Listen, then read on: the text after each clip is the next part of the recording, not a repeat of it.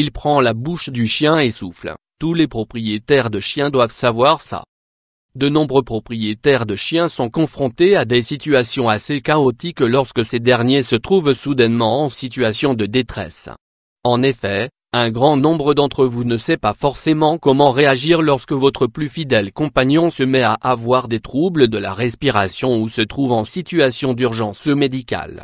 Tout comme les êtres humains, les chiens peuvent également souffrir de maladies telles que le cancer, l'insuffisance rénale, les troubles cardiaques ou encore le diabète. Il est possible de faire un suivi régulier avec le vétérinaire afin de surveiller ce type d'affection et donner le traitement adéquat. En revanche, il existe des situations rares qui peuvent solliciter certains gestes bien précis, susceptibles de faire la différence entre la vie et la mort.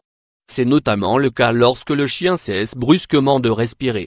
Chaque maître doit être en mesure de pouvoir réanimer son chien en cas de détresse respiratoire en appliquant les gestes essentiels de la réanimation cardio-respiratoire.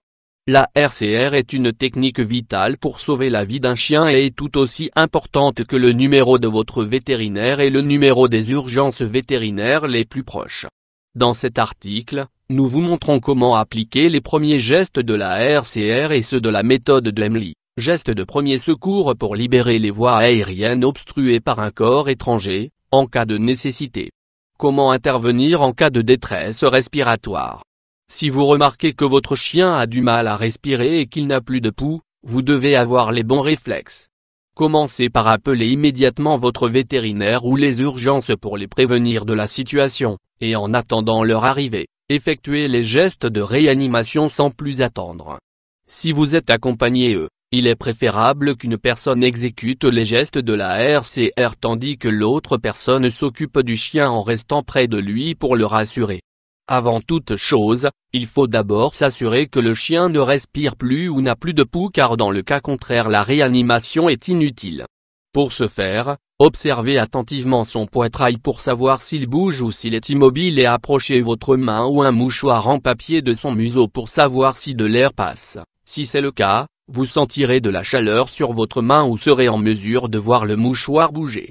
Si le chien respire difficilement, la RCR est inutile, il faut en revanche l'emmener rapidement chez le vétérinaire. Cependant, s'il ne respire plus il faut alors faire en sorte de le réanimer. S'assurer que la gorge n'est pas obstruée avant de procéder à la RCR, il est recommandé de vérifier au préalable que la gorge n'est pas gênée par un corps étranger qui bloque la respiration. Si c'est le cas, celui-ci doit être immédiatement retiré car si l'air ne passe pas la réanimation n'aura aucun effet. Ouvrez grand la gueule de votre chien, si vous observez un élément qui bloque sa gorge, l'enlevez à l'aide d'une pince ou de vos doigts. Si vous n'y arrivez pas, il faut alors effectuer la méthode d'Emily. Vous devez vous placer derrière votre chien, vous pencher et placer un poing sous la dernière côte et placer l'autre main dessus. Tirez et soulevez en effectuant 5 pressions sur l'abdomen.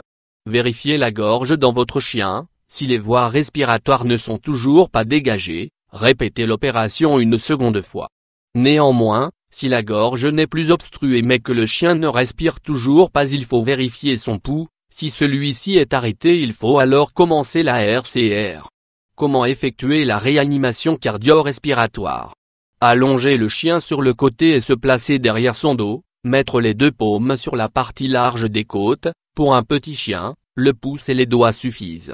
Maintenir les coudes droits et effectuer des compressions, il faut souffler dans les narines du chien toutes les 5 compressions et effectuer 100 compressions par minute. Arrêtez-vous toutes les 2 minutes afin de vérifier si le chien respire ou a un pouls. Si c'est le cas il faut arrêter la RCR, sinon il faut continuer jusqu'à l'arrivée des secours. Dès que votre chien aura retrouvé un pouls, il faudra absolument qu'il bénéficie d'une aide médicale.